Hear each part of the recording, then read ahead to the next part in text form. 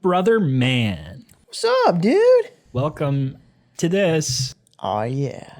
I'm glad to be back. Me too, man. So I was thinking about doing this like all last week. That was a fun episode. And we need to have Sophia on again. And we need to have more people on now that we have that as a proof of concept. Absolutely. That's what we should do. We'll be doing more guest stuff. I've been holding off because I've been saving up for more mics. That's true. And now I have more mics. Heck yeah. So we can do a 3-person setup on the pretty regular. That'd be pretty cool. On the regular degular, and that would be great. Mm-hmm. So welcome to Summon Greater Podcast. This is the show where we talk about homebrew, and because it's October, we get a little creepy. Spooky shit. We get a little stupid, and we get so scary. We're so scary. Not as scary as we're going to get tomorrow when we go to see the Five Nights at Freddy's movie. Uh-huh. Yeah, which I mistakenly thought that the last episode went up was going up this time around. But anyway, my bad calendar skills aside, we're going to go see the movie. Yeah. I'm very excited. The takes I've seen on the movie are, like, not great. Really? Yeah. Oh, no. I have low expectations going in, which is what I kind of had to begin with. Because, like, I don't know. It's got too much to live up to. That's true. You'll never be able to fully satisfy diehard fans of this franchise. It's gonna be the same situation that it was with the last couple of games. I know that the last two were both supposed to like try to fix some of the mistakes of the one before it, and fans haven't responded that great to either attempt, but they seem to like both Sister Location and Security Breach quite a bit. Anyway, this is not going to be our third episode in a row talking about Five Nights at Freddy's. Contrary to how we opened everything. No, we have some things that we made today. And we have some things that our old friend from a few episodes ago, Jacob P, made. Yeah. That's the guy that you might remember made for us a couple of Sorceress Origins. And now he's given us a basket full of fruit for another Sorceress Orange. I wasn't sure where you were going with that. I don't know. My brain just heard what I said and went Sorceress Oranges. So can't wait to talk about that. Mm-hmm. Skylar has been working on something furiously in the last few moments, and regardless of whatever order we had planned before, I'm dying to know what it is. Okay, so we're going to start with this then. So one of the things that Jacob contacted us again and was talking about, we made an anime reference when we were talking about some of his last stuff that he submitted. And so he asked us to talk about some of our favorite anime characters and maybe how we would put them in D&D. Obviously, we've done a little bit of anime stuff before. We talked about the big one, Goku. Yeah. And that one did really, really well in the shorts. Yeah. Everyone loved that. So I am going to the one of the big 3 animes that I have actually watched. Yes. Consistently. So I'm in Naruto with this. And now there are probably so many people out there that will think that it's kind of hard to do Naruto characters, or maybe a cop-out to do Naruto characters, because it's so easy to slot almost all of them into monk, because key points for like the whole chakra thing and movement abilities where they can like run on water and stuff like that. So it can be kind of like, if you want to go surface level, you can say pretty much every character in Naruto is a monk. However. However. Really quick shout out though before I start on this, there is actually a Naruto adaptation for D&D 5th edition. You've brought this up to me before. I have. Yeah. It's really cool. I don't remember for the life of me what it's called, but it is comprehensive. They have every single family in like the abilities that they have, all of the different jutsu and things from Naruto. It's massive. And if you guys are into Naruto, absolutely recommend you check that out. So the character from Naruto that I wanted to do is my favorite character from the entirety of the anime, Itachi Uchiha. Itachi is such a badass. Yeah. He's the Shadow the Hedgehog one, right? Yeah. Okay. Yeah. The older brother, Shadow the Hedgehog one. I see. Okay. Yeah. So I'm not going to get too much into everything that happens to Itachi and why he is the way he is, because Sam hasn't seen that much of Naruto yet. No, Skylar has all of the Naruto exposure between the two of us. Yeah. So I'm going to talk about Itachi without spoilers, which will hurt a little bit. And that means that I left out one of his biggest abilities, because there's really not much way to work that into D&D in a balanced way as a playable character. For those of you who have seen Naruto, it's the one ability that Itachi and Sasuke eventually wind up sharing between the two of them. They both have the ability. So you know which one I'm talking about. Sam, you'll get there. You'll figure it out. Okay. In looking at Itachi, I went 2 levels of monk. A whole whopping 2. That's not much. And then 18 levels of sorcerer. That's a whole lot. Yeah. So the reason for this is because maybe 25% of Itachi's expertise in Naruto is physical combat. Okay. The rest of it is in a technique called genjutsu, which is an illusion, like it's all in the eyes kind of a thing. So he can basically jettison people into their mind and go in with them and trap them inside their head. Oh, this is sick. It's like the reverse of Jujutsu Kaisen's domain expansion. Exactly. That's unbelievably cool. And Itachi's big thing is he is so good at this, he can make them spend several years inside their mind in a fraction of a second. Okay. So that's so freaky. For everyone else around them, it looks like the characters blinked. And then one character comes back bleeding and exhausted and whimpering and crying for death. Gee. Because Itachi just spent 7 years torturing them inside their own mind. Holy crap. That's so metal. It is insanity. Some of the things you tell me about this show, like I don't expect from it just because of the, I don't know, the profile it has of being like, not a children's show, but like. Well, it got a run on Cartoon Network for a while. That's and the thing. They censored the hell out of it. Yeah. Because they had to. Because motherfuckers were dying in that show. But yeah, so. Wow. The first series, Naruto, is very like, it feels childish. Mm-hmm. And then you get to the last arc of that show, and you go, oh, wait. Oh, they're going in a very dark direction with this. And then Naruto Shippuden is when everything just goes to hell in a handbasket. It goes all in on that? Oh, yeah. Wow. They basically go into a world war. Okay. Jeez. Yeah. It's so good. But anyway, 18 levels of sorcerer for Itachi, 2 levels of monk. Now, with 2 levels of monk, that's not enough levels for you to get a subclass. Mm-hmm. So it's just purely for unarmored defense and unarmored movement. That's it. Because that allows him to have with good stats focusing on dexterity, wisdom, and charisma, he can get an armor class of 19 or 20. Oh my God. Whoa. Yeah.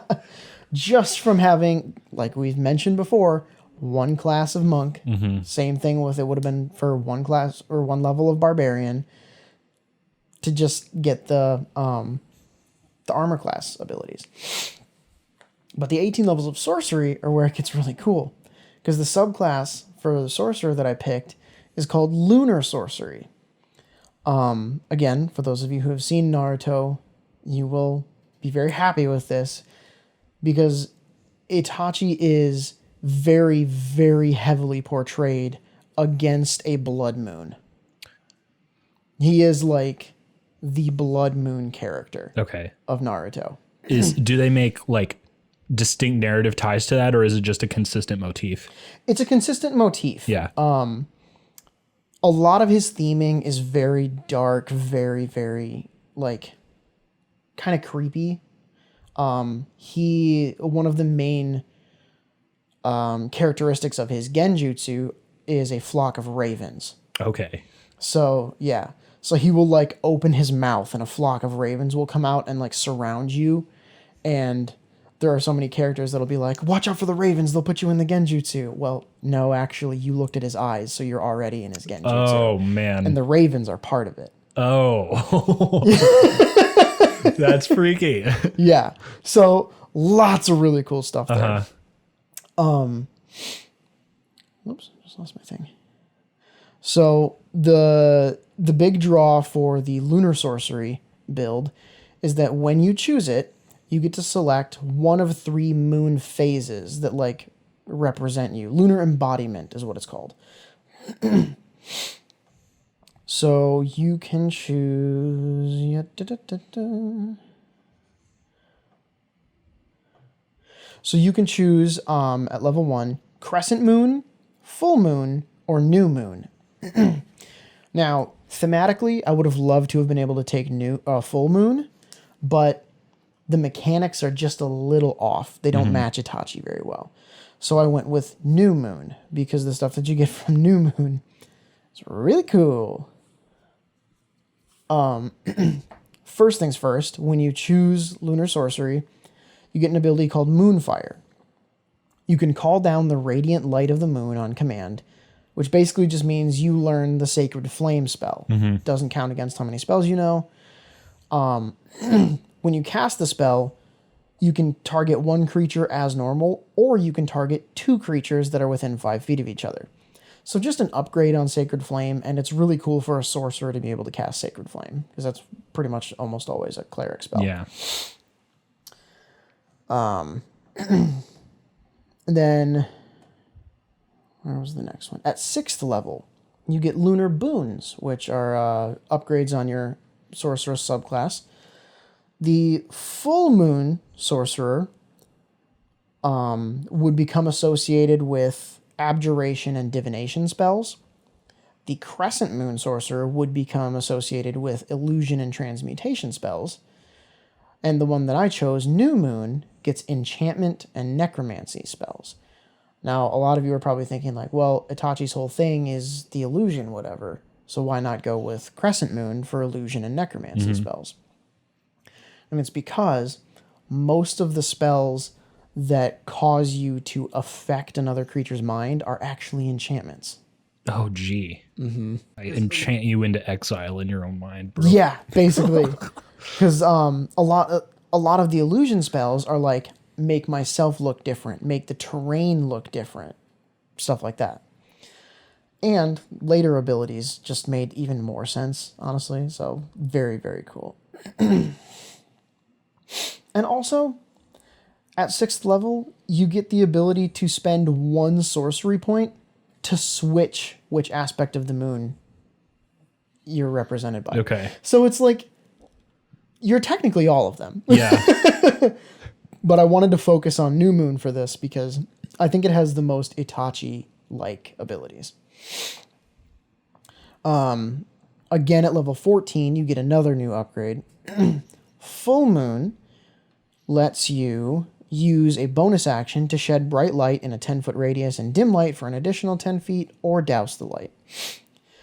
In addition, you and creatures of your choice have advantage on intelligence and wisdom checks. Intelligence investigation and wisdom perception checks while you are within the bright light that you shed. Kind of cool. Not very Itachi. Crescent Moon gives you resistance to necrotic and radiant damage. Again, pretty cool. Not really screaming Itachi. New Moon, you gain advantage on stealth checks. In addition, while you are entirely in darkness, attack rolls against you have disadvantage. Which is very Itachi. He appears a lot in the daylight in the anime. Yeah. But if you were to like stumble across him at night or in a dark place or whatever, you would die. You can't fight Itachi in the dark. Yeah. So I just loved that. I thought that was so freaking cool. And then again, at 18th level, another one, full moon, you can radiate moonlight for a moment. Each creature of your choice within 30 feet of you must succeed on a Constitution saving throw against your spell save DC, or be blinded until the end of its next turn. In addition, one creature of your choice in that area regains 3d8 hit points. Really cool. Again, not Itachi themed. Crescent Moon. This one I actually could see Itachi using. You magically teleport to an unoccupied space you can see within 60 feet of yourself. You can bring along one willing creature that you can see within 5 feet of you. That creature teleports to an unoccupied space of your choice that you can see within 5 feet of your destination space. Wordy, but you get the idea. And then in addition, you and that creature gain resistance to all damage until the start of your next turn. Wow. But the new moon one brings joy to my heart. It's basically genjutsu, like actually in this one ability. You momentarily emanate gloom. Each creature of your choice within 30 feet of you must succeed on a dexterity saving throw against your spell save DC, or take 3d10 necrotic damage and have its speed reduced to 0 until the end of its next turn.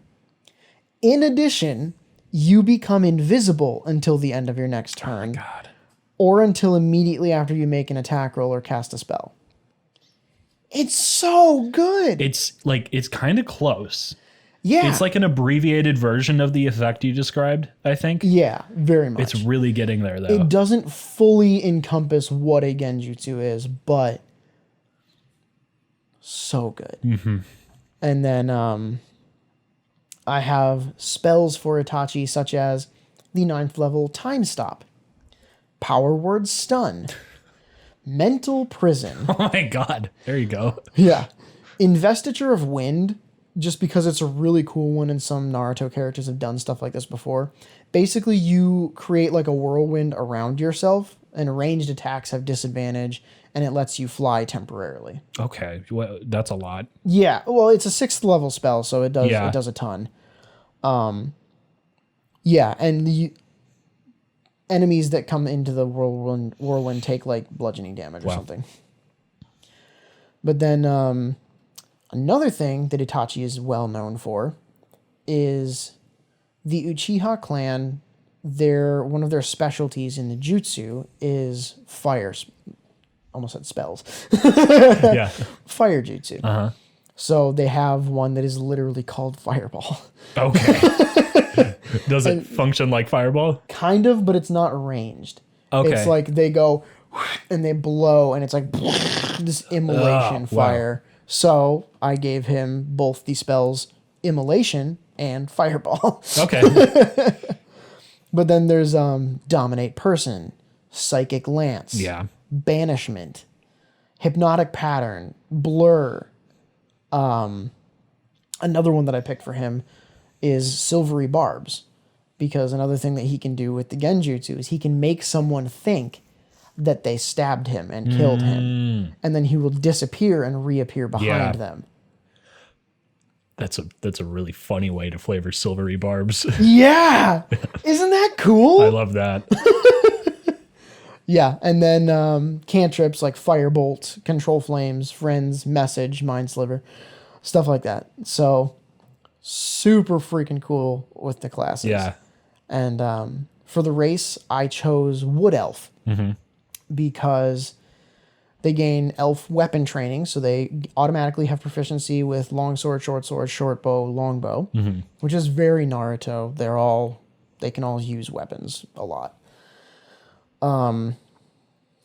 Fey ancestry, you have advantage on saving throws against being charmed, and magic can't put you to sleep. He is so good at the whole genjutsu thing that no one can really do it to him. Dark vision, he's an Uchiha. They have the fancy eyes. Makes sense. Yeah.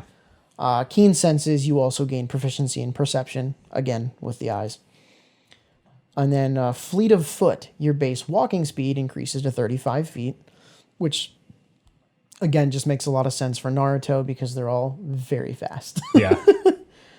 But my favorite racial ability of the Wood Elves is Mask of the Wild. You can attempt to hide even when you are only lightly obscured by foliage, heavy rain, falling snow, mist, or other such natural phenomena. Sheesh. So you can just be like, it's raining. I'm in stealth mode. That's silly, dude. Wow. Is it like It's like as effective as like Shadow Step kind of deal? Well, here's the thing. It's if you are a rogue, basically, and you are like, you need to be hidden to get sneak attack. Then you use the dark. You can just bonus action hide in rain. Oh my. It's kind of metal if you role play it right. Yeah. Like so freaking cool. And then the background that I chose for Itachi is urban bounty hunter, which again just makes sense with where Itachi's at when we meet him in the anime. He's essentially a bounty hunter. Okay. Super, super cool. Is he not from the Hidden Leaf Village? He is originally. Okay. Again, won't spoil that. Yeah. But yeah, so that background allows you to get proficiency with like thieves' tools, and I used it to give him proficiency in stealth and insight. So very, very cool stuff there. That's about all I have for him, but I love this character so much. Dude. As always, terrified that you are going to put that in a campaign and throw it at your players, of which I'll be one. No. What? Yeah. So I've got a counterpart to this. I can't call this my favorite anime character. I was thinking for a long time after reading Jacob's email, like who that might even be. Don't know. You've watched way more anime than I have. I've watched a considerable amount of anime. But recently, I have been watching with my sister Bungo Stray Dogs. I'm sorry? Bungo Stray Dogs. Bungo Stray Dogs. This show is set in modern day Japan, probably a little past modern day. Okay. If we're going by the technology, but this is an Earth in which a portion of the populations have their own unique abilities, right? It's kind of a My Hero Academia situation, but way less of the population and way more secretive about it as a result. The character that the first couple of arcs really focuses on is Atsushi Nakajima.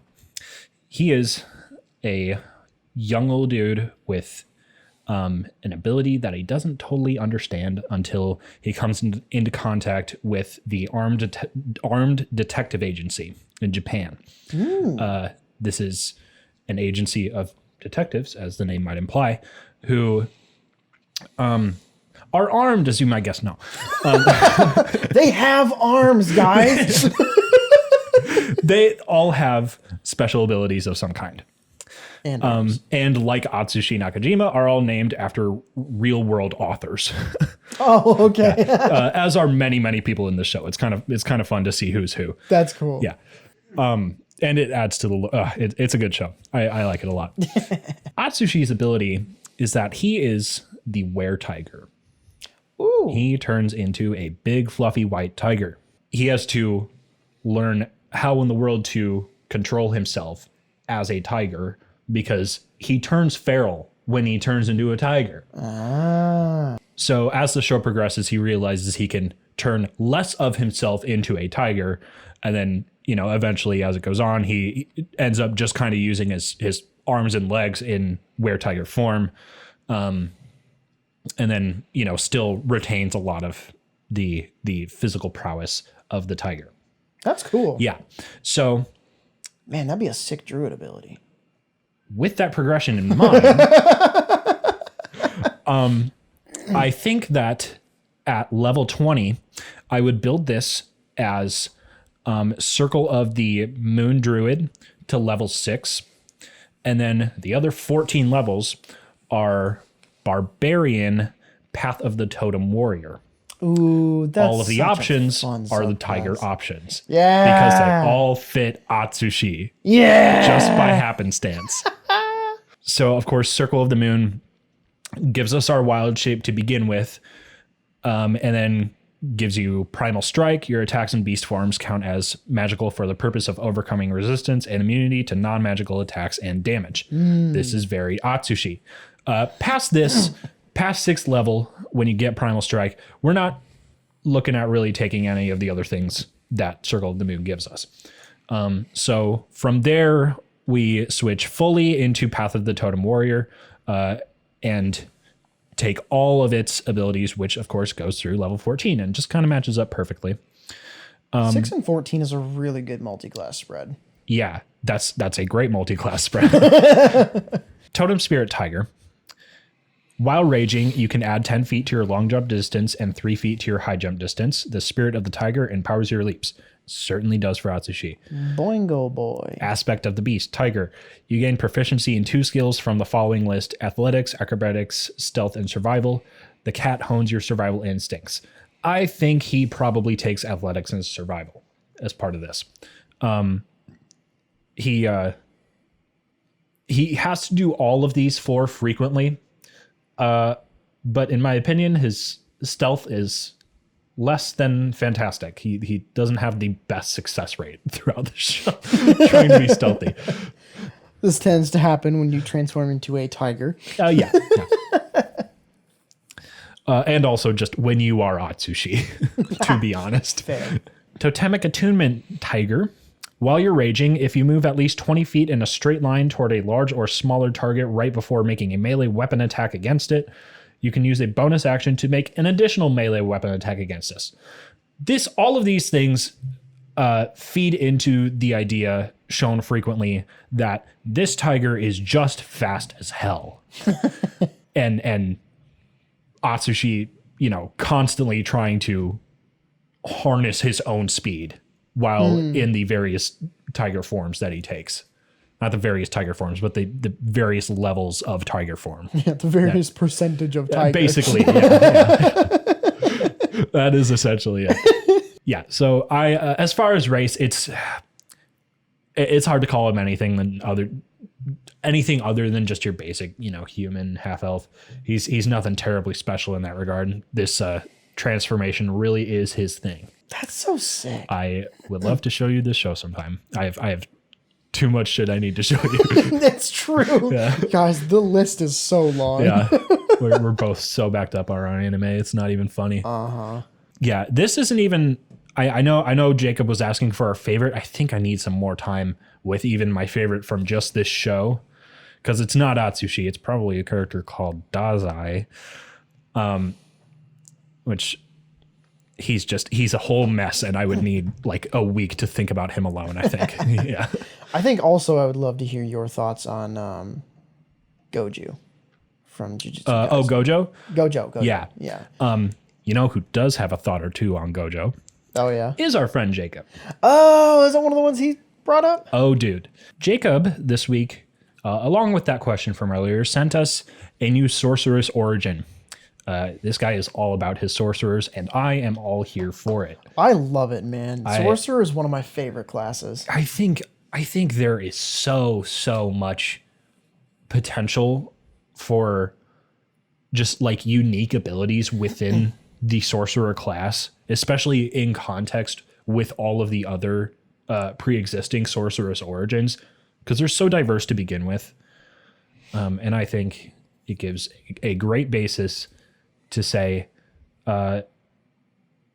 you really can make and homebrew whatever the hell you want for this class. Yeah, I'm actually working with a homebrew subclass for one of my characters. Oh, really? That I'm playing. The one in Bailey's campaign, Fearland. We've talked about. Oh, yeah. We talked about them before on the podcast.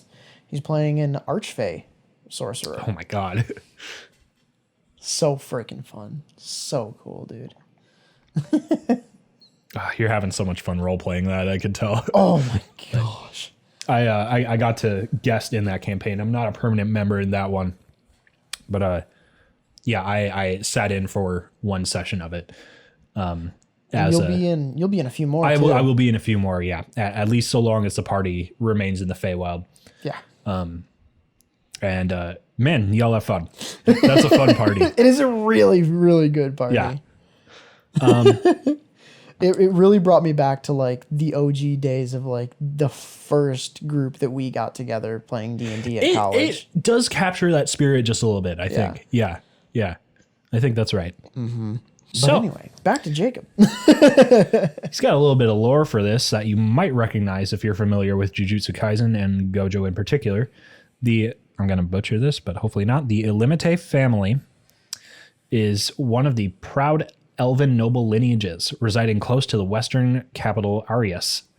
Notable for being born with natural silver hair and bright blue or red eyes, they rose to notoriety for their innate cosmic sorceries. Control over space itself is passed down through the family line, manifesting once in a generation as a being blessed with the utmost potential, the limitless.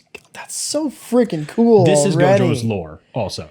Okay. Like straight up worded differently. That's kind of what I was thinking. That's exactly what he's got going on. This is just... Jacob, thank you for translating this into D&D because this is so fucking cool. Yeah. We love shit like this so much. This is...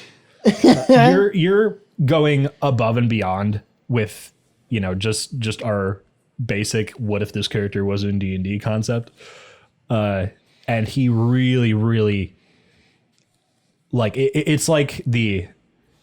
rules of D&D come just second nature to him. Like you can tell yeah, this is like you've done work, and it's so impressive. And also he definitely just lives in these books, like a lot more than we do, and I totally respect it. Mm-hmm. For sure, because it results in really cool stuff like this. So here are the spells you get with this. At level 1, you get Magnify Gravity and Thunder Wave, already terrifyingly Gojo. At 3, you get Immovable Object and Vortex Warp.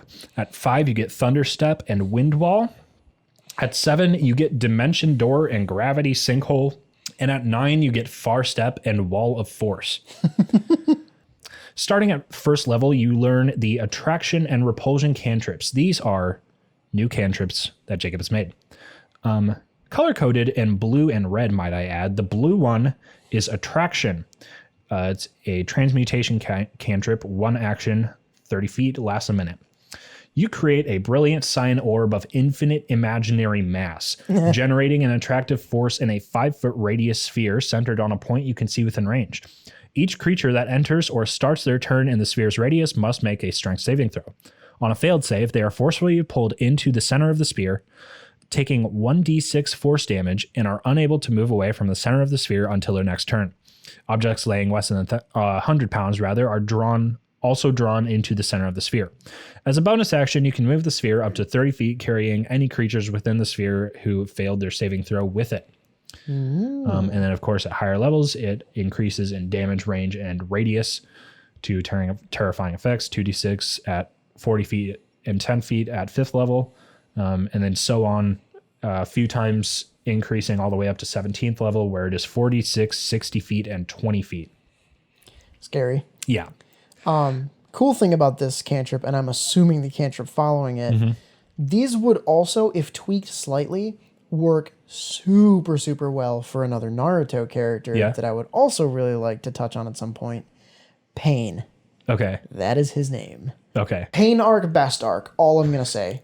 Those of you who know. You're not even the first person I've heard that from. No, exactly.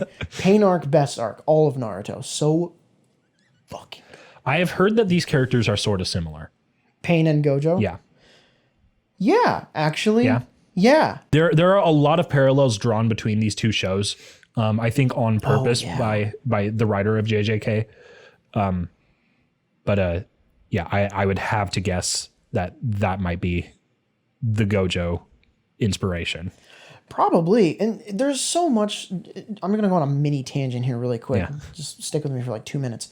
There's so much parallel between the two shows. One of my favorite parallels being the fact that there is a character in both Naruto and Jujutsu Kaisen who does not possess the energy that all of the other characters require to use.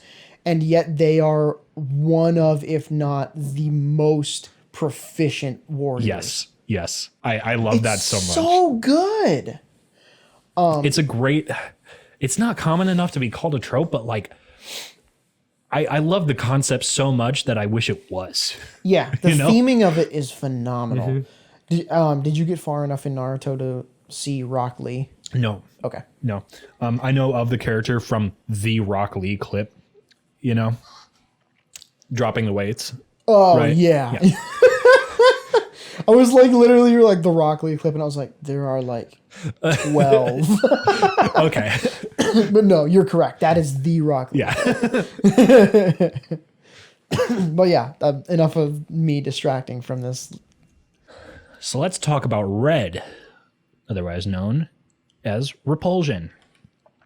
Now, hold on, sorry. Yeah. The red and the blue coating here, does that coincide with the eyes? It does not. So Gojo's eyes are blue, just like a crazy starry blue. And that's just a trait of his. These two cantrips correspond to two, I should say, aspects of Gojo's limitless ability, which are he literally refers to as blue and red. Oh, okay. Yeah. Okay, cool. And they appear like when I say these are almost exactly blue and red as they appear in the show, like I really mean that. They are a blue and red orb respectively that do almost exactly what these spells are describing. Nice. Yeah, It's so he had mentioned that like part of the lineage thing was like bright blue or bright red eyes. So I was just picked up on that and I thought, ooh, I wonder if those are correlating. Yeah. But So a thing that I didn't know about that I may have just missed is the red eyes, and I don't know if that is adapted or not, but I don't recall people appearing with red eyes in the Gojo family. That may be a thing, an evil twin sort of thing that happens later. I don't know. sick. We'll see. We'll get there when we get there. I don't know enough about the story yet. I'm an anime watcher only at the moment. Repulsion. You create a brilliant crimson orb expelling infinite imaginary mass, generating a repulsive force in a 5-foot radius sphere centered on a point you can see within range. Each creature that enters or starts their turn in the sphere's radius must make a strength saving throw. If this sounds similar, it's because it really is. It's just the opposite. Blue is pulling everything in. Red is pushing everything out. Yep, it's 1d6 force damage again when you are flung away from it, of course. Objects weighing less than 100 pounds are also repulsed from the sphere. As a bonus action, you can move the sphere up to 30 feet. You can only damage a particular creature once per turn while moving the sphere. And it increases in damage in the exact same way. Nice. Very straightforward cantrips. Also, are they broken as cantrips? No. No? No. They're utility cantrips that also do a little bit of damage. Yeah. The reason why I don't think they're broken is because there's no modifier to the damage. It's just straight 1d6. Yeah, that's true. Yeah. I know that sounds like a really small thing, but most of the time when you're using cantrips to deal damage, they have a higher dice and they have your spellcasting ability modifier added on to that for extra damage. So that's the reason why warlocks with agonizing blast can do so much damage with eldritch blast, because it becomes 1d10 plus your charisma for every bolt that you fire with it. Right. So theoretically, at like 17th level, a warlock with 20 charisma, which would be a +5 modifier, can do 60 damage maximum with one cantrip. So these are nowhere near that. Yeah. I think the only thing that DMs might be nervous about with these is specifically looking at the utility of like the movement, because it wouldn't be too far outside the realm of possibility to think that they would use these cantrips to pull someone off a cliff or push them off a cliff or something of that nature. So, but again, DMs can work around that. There can be a plot armor thing hanging off the edge of that cliff as well. They catch something or whatever. I don't know. You can work around that. I don't think it's a big enough deal to be nervous about these cantrips at all. I think they're expertly written. Yeah. and it's just super fun. I also think they scale really well with level. Yeah, exactly. And we don't have very many physical utility cantrips. Right. Most of them are damage, light, or like communication or mage hand and mending. The utility is what makes me wonder, but like, you know, it's a saving throw every time. Like most cantrips. So yeah. most damaging cantrips anyway. And also at lower levels, your save DC is not that high yet. So I think these are great. Yeah. Yeah. All right. So Infinity Barrier. Starting at 6th level, you can manipulate the space around your body, creating an infinite distance between yourself and would-be attackers. As a reaction, when you would be hit by an attack, you can spend 1 or more sorcery points, subtracting 3 from the triggering attack roll for every sorcery point expended. Ooh. That is a really interesting use of sorcery points. I love it.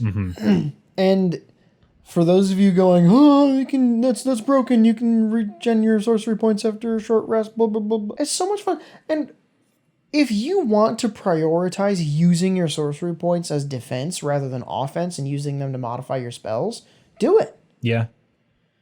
Like, who cares? It's so cool. Yeah. This is a great way to do it. Yeah. Also balanced. Yeah. I think. Yeah.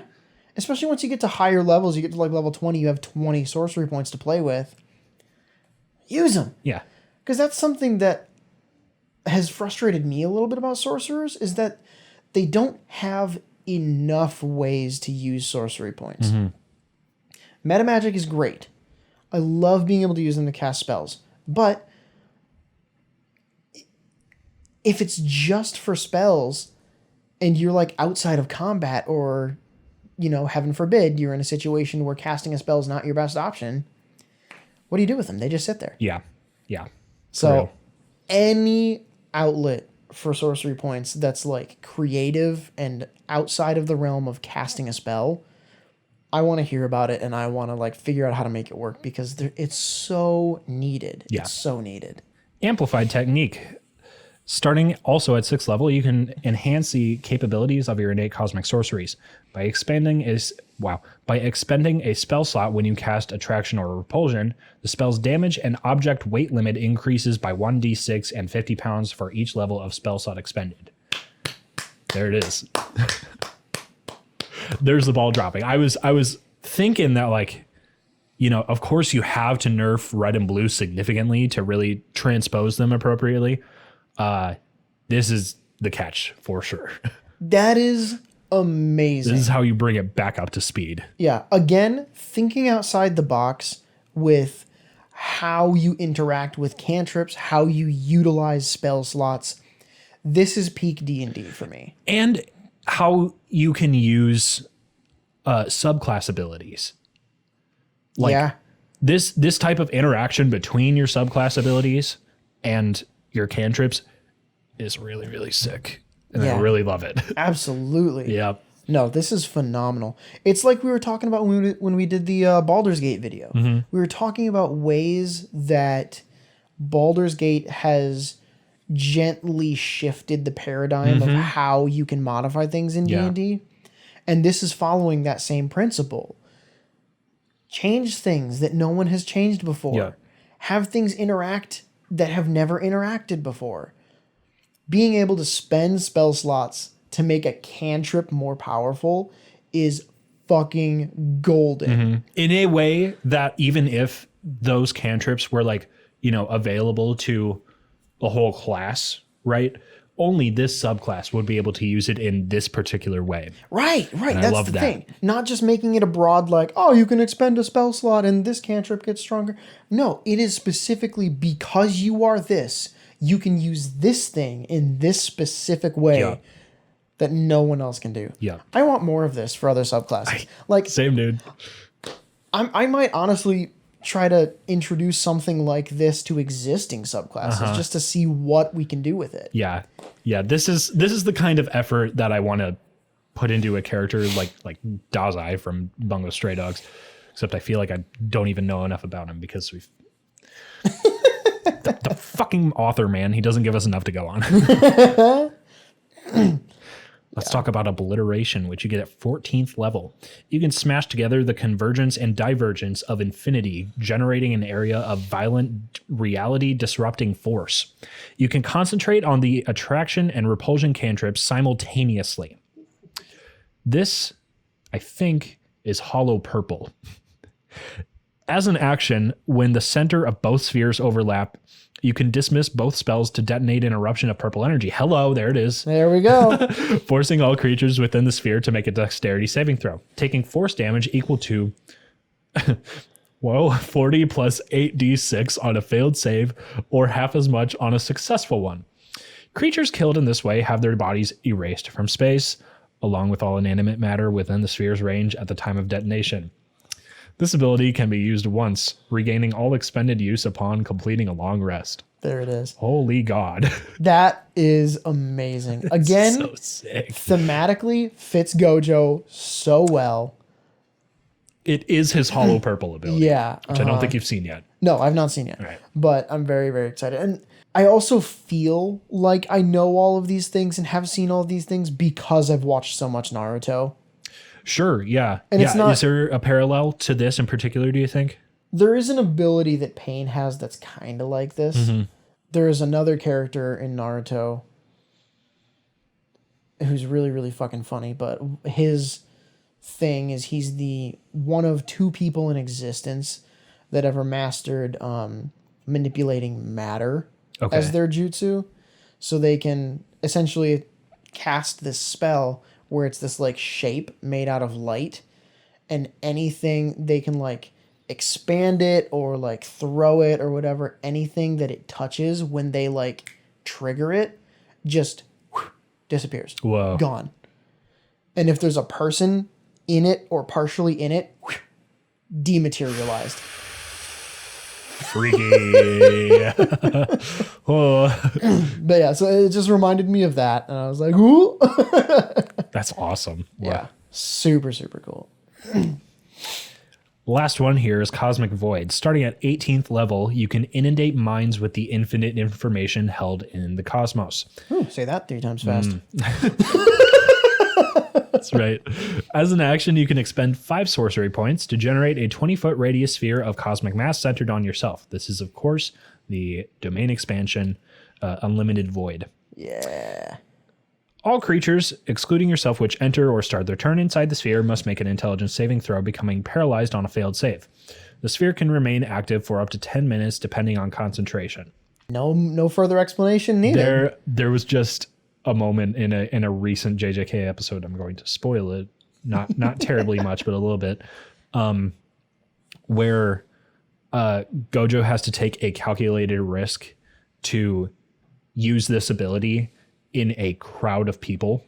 Ooh. And he decides that he's able to do so for just a fraction of a second, in order to stun the people he's chasing. Okay. This also clip popped up on my TikTok. Okay. I bet it did, because it's so, oh man, the writer of this show is extremely, extremely creative with every single ability he writes. And Gojo is just, it's gotta be his baby. I mean, the abilities he designed for this character are really, really good, and he uses them in such a variety of ways. The calculated risk here is he's able to stun the people he's chasing, while leaving all of the innocent bystanders alive, but just, dealing with a little bit of psychological trauma. I was gonna say, wouldn't it be kind of like Time Stop, the D&D spell? Well, obviously there's more going on behind the scenes, but definitely. in that specific situation, it's reminiscent of Time Stop in the fact that like everyone freezes and he can only hold it for a little bit, otherwise people's brains will explode. To a fly on the wall, it would probably look that way. Yeah. I would say so. It's so freaking cool. Yeah.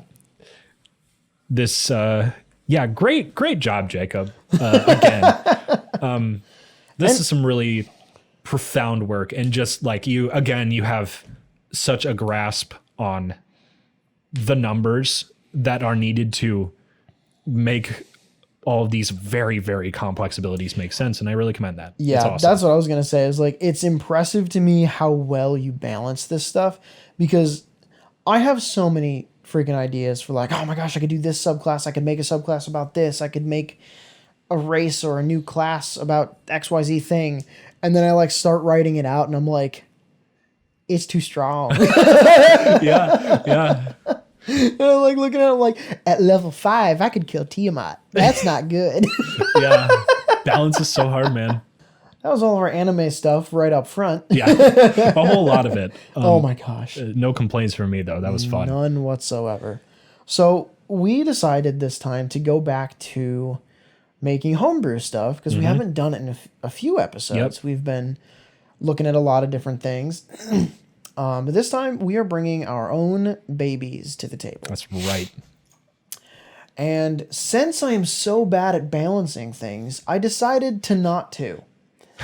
And I made this one real fucking strong. So my homebrew thing that I brought to the table, we decided to do homebrew monsters. Kind of keeping in theme with Halloween and spooky season. I have created a nightmarish horror beast from the depths of hell. We're going with a bit of a spooky horror theme for both of these creatures that we've designed. Yes, precisely. So, the creature that I have crafted in my mind is called the Soul Stalker. Now, if any of you have seen the movie The Tomorrow War, I kind of had in my head the alien creatures of that movie called white spikes. Okay. When I designed this. Quadrupedal, kind of, but they have 6 legs and like tentacles, and they can like shoot bones and things. Crazy little things. So I kind of took that and then made them a little bit different. Aren't they cool looking? Oh, Yeah. oh, that's freaky. Right? It looks like a Bionicle. Yeah. Oh my God, Doesn't it it? does. It looks like a, oh shit, what are the underwater ones called? The underwater baddies that shoot the squids. The Baraki. This stalker guy you're talking about looks like the white one. Yes, Paradak. Yep. All of our Bionicle stands sound off in the comments. But yeah, anyway, back to the Soul Stalker. Yeah. So, reminiscent of Bionicle bad guys, reminiscent of White Spikes from the Tomorrow War. So basically, these are 6-legged quadrupedal creatures. They use the front and back legs for locomotion. The 2 middle sets of arms are longer and skinnier, and they are almost like tentacles, but they do still have joints. Okay. They remain completely folded up against its chest until they're like ready to strike. At the ends of the middle arms are long, bony claws, almost like Wolverine claws. Looks like mantis. Like mantis claws. Yeah, kind of. But I went for a little bit more of like kind of hand-esque on this, diverting away a little bit from the picture there. Because they can actually loosen and throw the claws on the end of these arms. That's cool. And they regrow. The Soul Stalker has 3 sets of eyes. 1 directly in the front, and then 2 like kind of on top of each other on each side. So another thing that I don't think I wrote down in here, but on their little feetsies, they have like kind of like dinosaur claws, but with opposable thumbs. And they have the Velociraptor big hooked index toes. So most of the claw is like kind of grabby because they have spider climb as an ability I gave them. They can climb and stick upside down on stuff. But the way they hunt is by Tapping. Echolocation? No. No. Tremor sense. Oh, fun. So when they tap, instead of echolocating through the air, it echolocates through the ground. Oh my. That's a scary concept. So they have several ways of hunting you. So they can listen. They can kind of do echolocation. They can listen. They can tap and do the tremor sense. Or they have like, not really blind sight, but essentially they can like, they can sense movement. Okay. Very well. So from a stat standpoint, I made this an aberration monster type. And it is huge for its size. So very, very large, bigger than your party, most likely. I want this thing to be terrifying. Naturally. One of my favorite things that happens in Dungeons and Dragons is when a DM can use a nonverbal cue that will trigger the party. And that can be negative or positive connotation. My wife, Sophia, in one of her campaigns, she has specific songs that play when specific characters, gods, enemies appear. And it's gotten to the point, we've been doing that campaign long enough, we hear the song and we all go, something's coming. Yeah. Before she even has to say anything, we're like, oh. My lord, something is terribly amiss. Yeah, exactly. So the thought process behind this one is I want a DM to be able to sit behind their screen and let people just be walking through a forest or something. And then all of a sudden,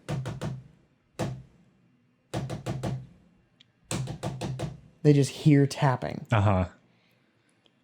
And the players know something's coming. So very, very, give me goosebumps. Yeah, good theming. So it will have a natural armor class of 17, 315 hit points. It has a 50-foot walking speed and a 50-foot climbing speed. Fast little boy. It has 19 strength, 24 dexterity, 19 constitution, 14 intelligence, 22 wisdom, whew, and 14 charisma. What's your wisdom score? Wait, but It has proficiency in dexterity, constitution, and wisdom saving throws. And for skills, it has acrobatics of plus 15, intimidation of plus 11, investigation of plus 7, perception plus 17, and stealth plus 15, survival plus 7. Purely a hunter. That is, it's basically like Predator from the Predator movies. Basically like that in an animal form. okay. Is kind of what I was going for here. And it is heavily themed around remaining in shadows or dim light. It has resistance to bludgeoning, piercing, and slashing damage from non-magical attacks while it is in dim light or darkness. It is immune to acid or poison damage, and immune to being blinded, charmed, frightened. Has 60 feet of dark vision and 120 feet of tremor sense. Also has a passive perception of 31. Whoa, that's a lot. 3 sets of eyes. Sheesh. I very specifically wanted this to be something that you cannot sneak up on it. I know that's... You would not be able to. Yeah, it's definitely like a lot of rogues out there. And I mean, for those of you who just took that as a challenge, yes, it is possible to achieve a stealth score above 31. Yeah, I mean, not everyone's a min-maxer, though. Yeah, exactly. That's the thing. I want this to be able to be like 99% of the time you will not sneak up on this.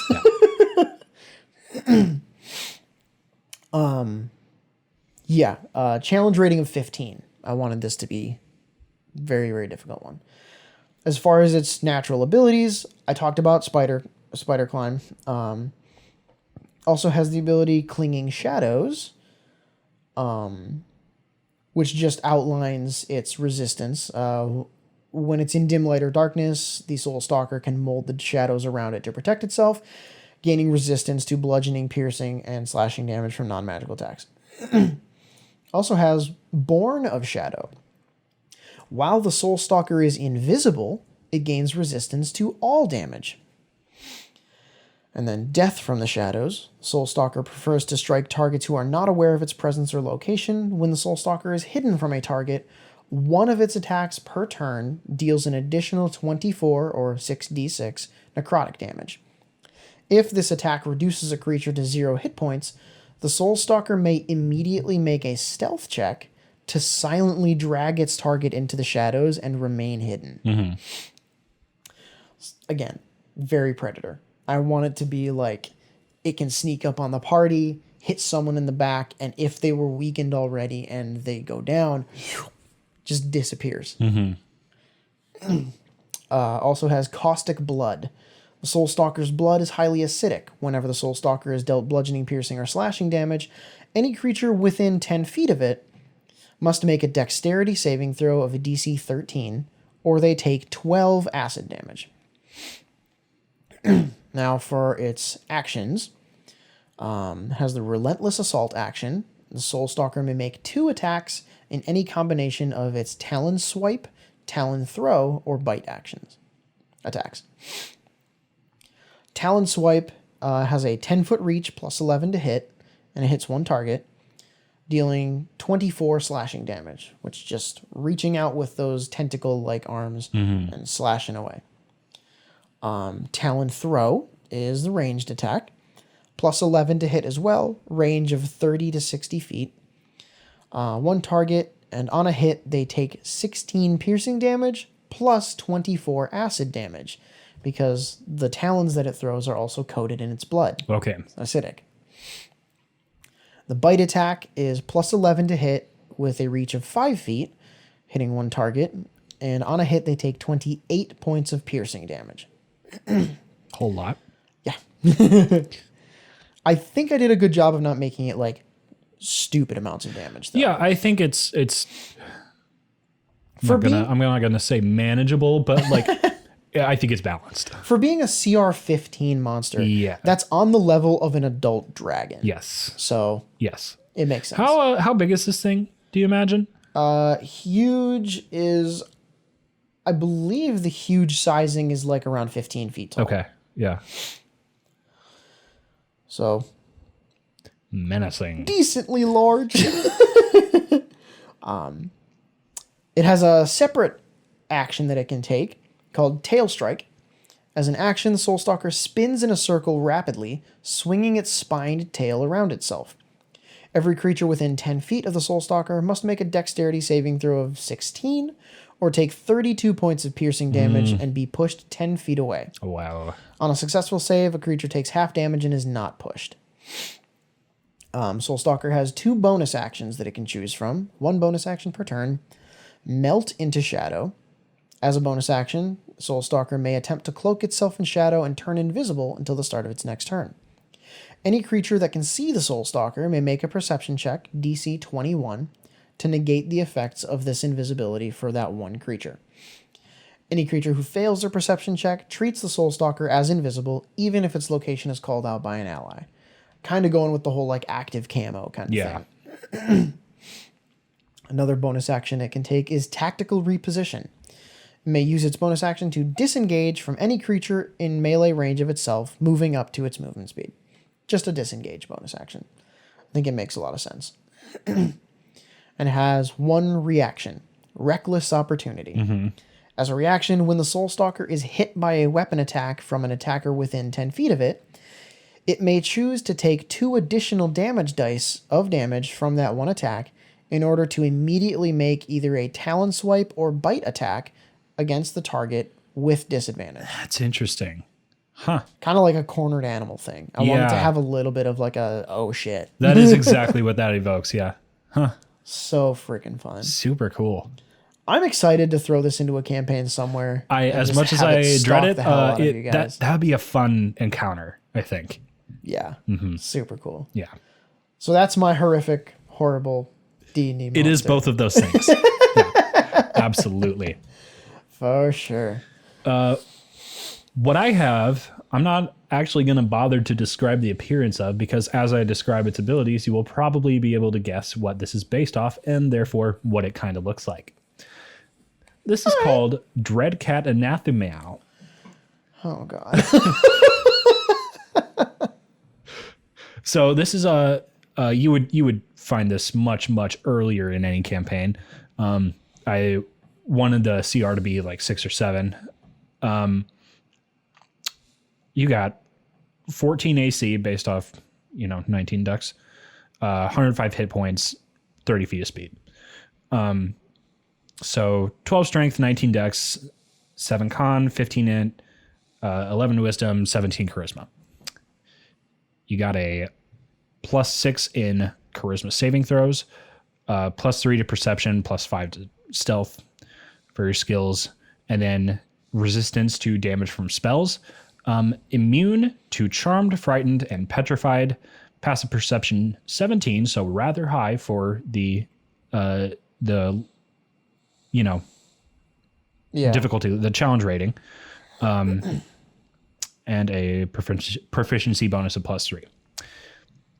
Dreadcat Anathema has it's like a Pokemon. Okay.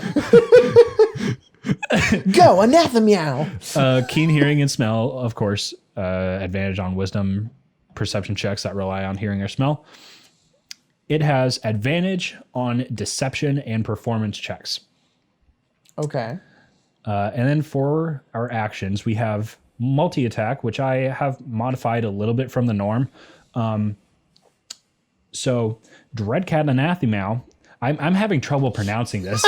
Dreadcat Anathema makes 2 attacks, at least one of which is a claw attack, which I'll get into. The other may be a spell from its innate spell casting. Yes, it can cast spells. Spoopy! At will. Unlimited. Hell yeah. Not enough of those in D&D, No. honestly.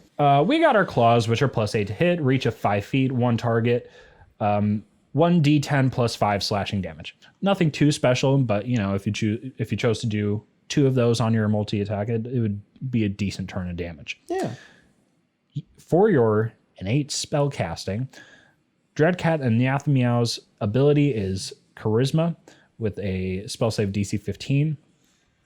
And it can innately cast, with no material components, Misty Step and Vicious Mockery. Hell yeah. I was just thinking this is giving me Bard vibes. A little, it's a little bit Bard vibes. The character it's based on is, I would say so. I have a picture forming in my mind. Yeah. The bonus action will give it to you completely. So with the Misty Step in mind, Dreadcat Anathema, I'm not going to be able to repeat this much longer, as the one bonus action, Phantasmal Grin. Yeah! Now you know the one. Of course, Cheshire Cat is the character in mind. Hell yeah. I would, as the DM here, flavor Misty Step to be the, gradual disappearance into space of the cat's body and then gradual reappearance wherever you choose within the Misty Step range, right? I think it would be really fun, too, to have it be where you can see the grin travel as it Misty Steps. That, explicitly that. Yeah. Because of how Phantasmal Grin works. On a 3/4 recharge again, it can create a floating, grinning set of teeth in the air as a bonus action when it uses Misty Step as its action. The grin can appear at any location within 20 feet of the destination of Misty Step. Any creature within 10 feet of the grin must make a wisdom saving throw or become frightened. That's so sick. And it can pop that one every turn. Not every turn. It can pop Misty Step every turn and then... if you're rolling a D4 and it's recharging on a 3 to 4, I think that works. Yeah, you're right. That's good. If you were rolling a D6 and you had it on 5 to 6, I would say maybe drop that a little bit to like 4 to 6. Yeah. 3-4 on a D4 sounds good. Mm-hmm. Yeah, That's you're right. so freaking fun, dude. I want to flesh this out just a little bit. I'm not sure what. The thing is, I haven't seen Alice in Wonderland in so long. I can't really remember what all a Cheshire Cat does. Kind of it. Because I mean, It's kind of just meant to be creepy. yeah, its whole iconic thing. thing is the smile, but I Yeah. don't remember if it had any like specific like lines that led to like maybe an ability it had that it didn't use or well, something. and something I was doing while doing a little bit of research on the concept of the Cheshire Cat is looking at where like all of the adaptations of its usage. There's some more like horror genre type things that it appears in, but I think my question would be, does the Cheshire Cat appear in Alice Madness Returns? I should think. And like, if so, does it have abilities in those games? That would be a cool thing to check out. That's an interesting thing to think. It most certainly does appear. Yeah. Yeah, that's an interesting thing to think doesn't about. surprise me. Yeah, that'd be kind of a cool thing to see if maybe that can kind of refine what your creature can do. Yeah.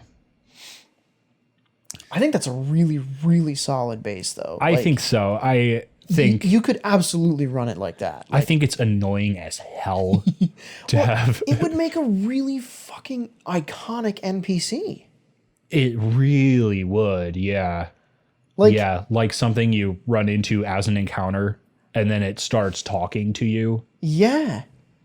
I could see that. Like, imagine that as like a traveling shopkeeper that just happens to appear in every dungeon That's the party funny. goes to. And there's like, do you need to buy some healing potions? Yeah. And the party's like, how are you here again? What are you doing here? Me at Uku in Twilight Princess. I hate that thing. Fun stuff we got here today, dude. Yeah, absolutely. Yeah.